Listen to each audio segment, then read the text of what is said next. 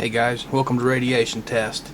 And in this video we're going to be exposing some of the lies and the sugarcoating of this Fukushima disaster that's happening right now.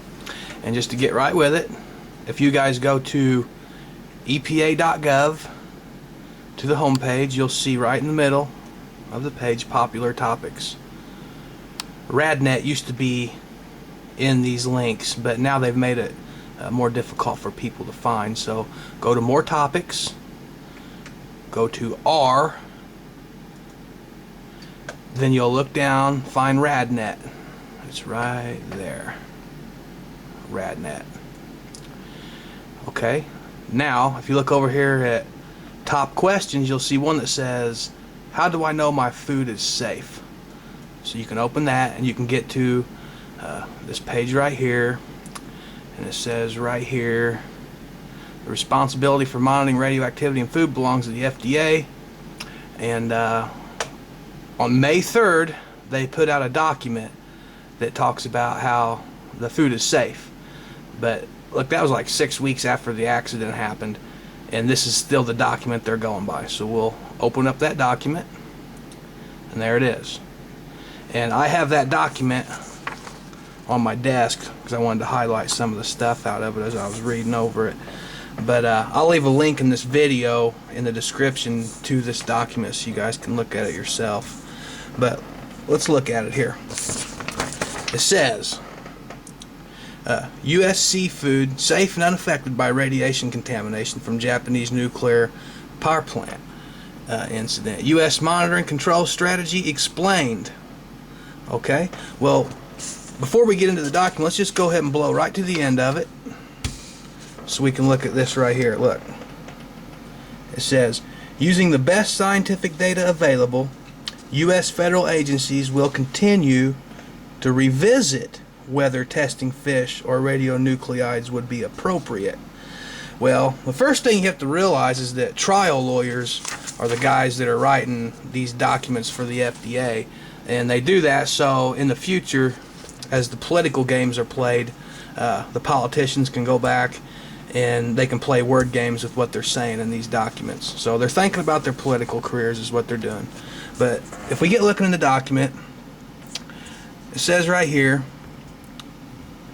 the EPA, FDA, and NOAA have high confidence in the safety of seafood products in the U.S. marketplace or exported U.S. seafood products. So if you read that real close, they're saying they have high confidence in the safety of seafood products in the U.S. marketplace. Well, that would be imported fish, guys, imported seafood from Japan, from China, from all over the world. That includes Japan, though, so we'll start out with that. And if you get looking here, it says monitoring the risk of contamination migratory fish. The only Japanese fish with levels of radiation exceeding standards is the Japanese sand lance, which does not migrate away from the Japanese coast.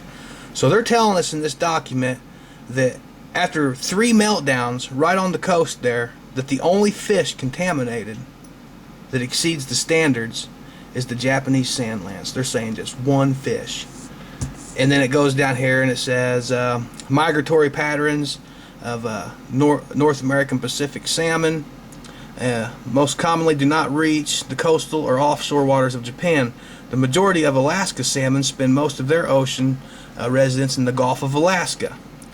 It says the migration of tuna and other species of fish from the coast of Japan to U.S. waters would take days or months under the best circumstances, and vessels fishing beyond U.S. waters must also travel several days to return to port. During that time needed for a fish contaminated by radiation in Japan to migrate, be caught, and reach the market, the level of short-lived radionuclides such as iodine-131 would drop significantly through natural radioactive decay. To date, no significantly elevated radiation levels have been detected in migratory species, including North Pacific albacore.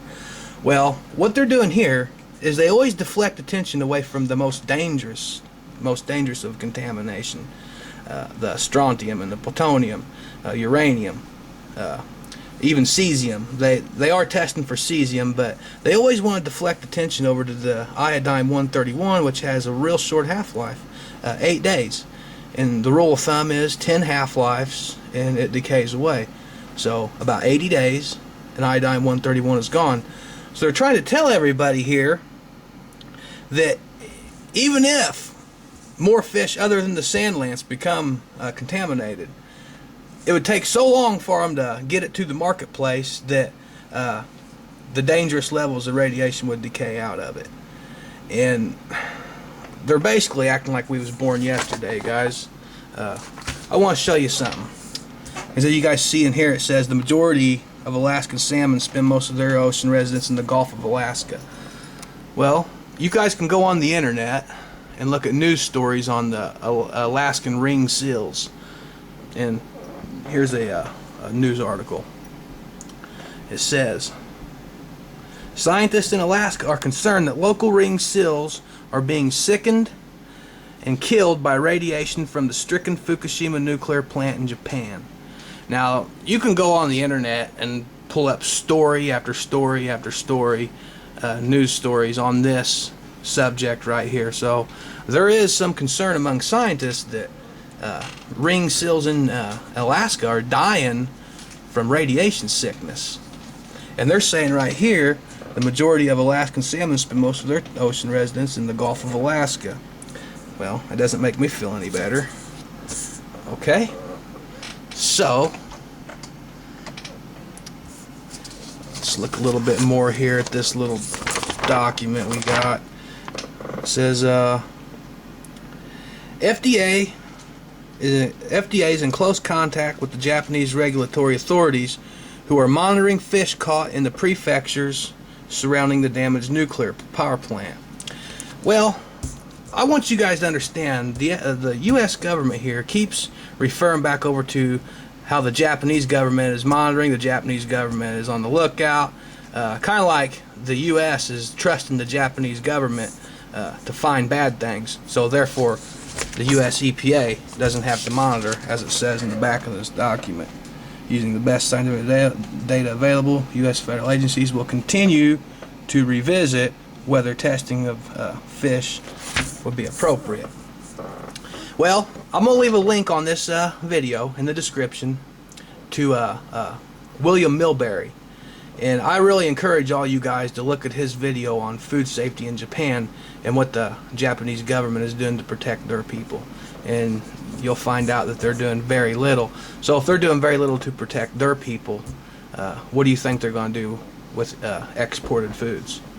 So I want to pull something up for you guys.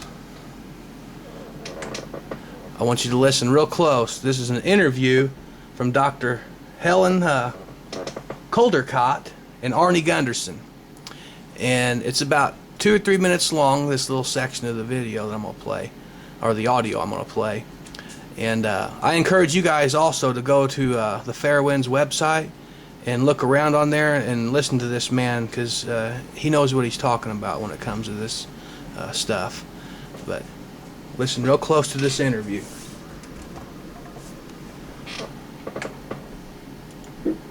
Yeah, but what about the fact that the EPA is not testing the fish caught on the west coast and probably won't? And, you know, what does that mean? Oh, I know. It's a travesty.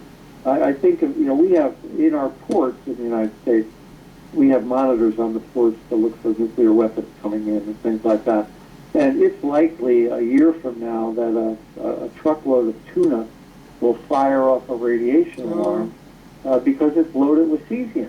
And I think at that point, hopefully there'll be a whistleblower at the dock to alert the authorities. But you're absolutely right, though. The government's response, the United States government, the Japanese government, and really governments throughout the world, their response to this incident has been to minimize it because there's just way too much money on the line. It's obscene. Now, Arnie, as a nuclear engineer, it's not just strontium and cesium. Please talk about, there are 200 isotopes, radioactive elements made in the reactor, some of which last seconds and some last millions of years. So what are the other common elements that are being tipped into the ocean at this point in time? Wow, Come on, Arnie. I don't know how much. Ruthenium, americium, neptunium, plutonium, carbon americium, carbon 14, tritium. You know, there are so many.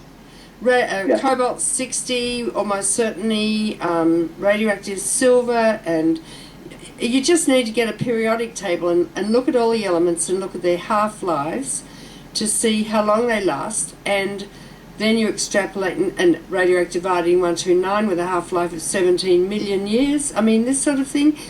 All they're measuring at the moment, it seems, is cesium, which is an indicator, but it's an indicator of so many other things that they're not talking about.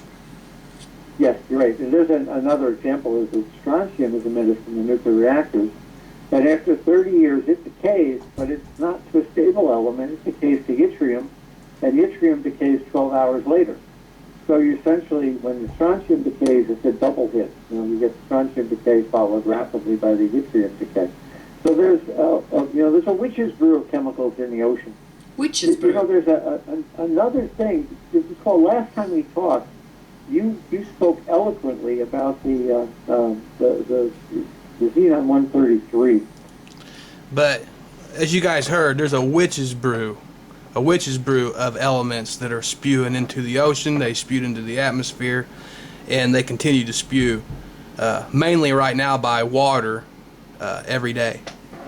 So there is more to worry about than just iodine 131 and cesium.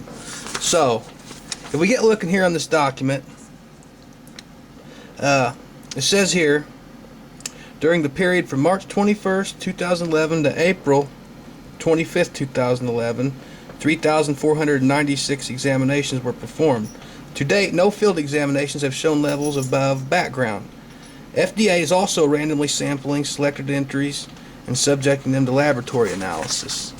To date, no gamma ray emitting radionuclides of concern have been detected. Gamma ray, you gotta read this carefully, guys. Gamma ray emitting, they're not, from the way this reads, they're not even looking for alpha emitters, beta. They're only looking for gamma, and they're wanting to see if it goes above background radiation. See? That's what we're doing right here at this computer desk, guys. Only the difference is we're using a device that can measure alpha, beta, gamma, and X-rays. It's a tragedy, man, what's going on right now. And look at this part of the document. It said, the great quantity of water in the Pacific Ocean rapidly and effectively dilutes radioactive material. Currently, testing of waters approximately 18 miles off the coast of Japan have shown that the radiation levels have dissipated rapidly, reaching drinking water standards. I think this says more about the standards than it does about the safety of the drinking water. Just imagine being in a boat, 18 miles out in the ocean right next to the power plant. I mean, you're getting bombarded with hot particles, dangerous levels of hot particles. How can that water be drinking water standards? That shows me, guys, that what they're doing is they're making the standards dangerous, is what they're doing. So, that's crazy, but FDA and NOAA do not anticipate contamination of living marine resources in U.S. waters at this time. For this reason, sampling of U.S. harvested seafood is not currently planned. Look at that, guys. From the way this document reads and some of the stuff I'm reading on the EPA's website and the FDA, the front line of defense against Fukushima is this $500 Geiger counter right here and this $65 monitoring software, because at least I'm looking for alpha and beta emitters. They was only looking for gamma ray emitters. That's crazy. Now we're going to wrap this video up with one last little section here. You guys watch this and then we'll call it a day. The operator of the Fukushima Daiichi nuclear power plant says about 45 tons of strontium-tainted water may have leaked out of a water treatment device, with a portion of it spilling out of the facility. Tokyo Electric Power Company says the water may contain high levels of radioactive strontium. Strontium causes internal radiation exposure. There it is, guys. 45 tons of strontium-laced water has leaked into the ocean. And that's just what they're letting us know about. It's a tragedy, guys. Thanks for tuning in to Radiation Test.